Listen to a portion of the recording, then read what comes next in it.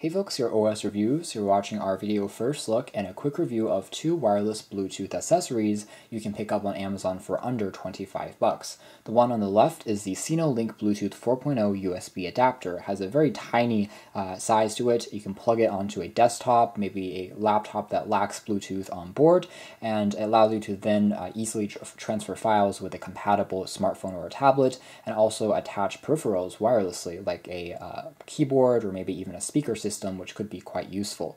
The one on the right here is a more typical music-oriented Bluetooth adapter and receiver. It plugs into speakers using a 3.5mm audio jack and then transforms a wired speaker set into a wireless one, which could be good if you have a smartphone or maybe a tablet that you want to listen to music and you have music stored on and you don't have a cable with you. So taking a closer look at the SinoLink version first, you can see that this one has basic info on the sides. It does support aptX CSR in terms of audio, and it is quite energy efficient. It has CSR on board. And there's also an LED which will illuminate once the unit is plugged in and drivers are successfully connected.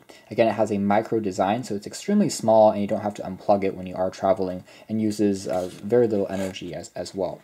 So the back also features some basic info about the system requirements. If you have a Windows 8 or a Windows 10 computer, no drivers are needed, simply plug in and you're ready to go. But if you have an older computer, Mac is also supported. You do have to install a driver, and the company does include a CD driver, or I should say a mini CD driver, as part of the packaging. So you can put this in and then install things before plugging in the tiny Bluetooth adapter. So this is what it looks like. Again, it's tiny, about the same size as you see from maybe a modern wireless mouse adapter or even a Wi-Fi adapter that you can also find on Amazon. It is made out of plastic and seems to be rather durable. There's a small LED light which will turn on the sides there, has a semi-transparent look going on as well. Taking a look at the AGPT-K adapter next, it's made out of a glossy plastic material which will attract a fair amount of fingerprints and dust, but the front features 3 capacitive controls for adjusting the actual tracks. You can also play, pause your music. You can also use it to answer calls as well, so transforming your speakers into a speakerphone system.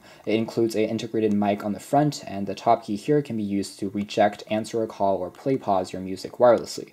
Again, you have access to an LED which will illuminate during the pairing mode, and the back also features access to a micro USB cable which is included. It takes about 2 hours to completely charge if you want to use it wirelessly. You can also use it while being plugged in. There's also the aforementioned 3.5mm jack for taking a quick look at the setup next. Essentially, you would plug the AGPT-K Bluetooth receiver onto a speaker. So in this case, we already have a Bluetooth speaker, but let's just say this was a wired speaker that didn't have any wireless functionality, such as Bluetooth or Wi-Fi. You would connect it into the line in for the speaker and the line out for the AGPT-K converter. Afterwards, you would turn the unit on, and it's going to recognize, a Bluetooth signal, which you can then connect using a phone. You can play a song using the phone, and of course, the speaker will output that sound. Another thing that you can do if your phone doesn't have wireless Bluetooth is just directly plug it into the line in using a 3.5mm cable, but that basically becomes a completely wired experience and kind of detracts from the purpose and the point of having a Bluetooth receiver in the first place.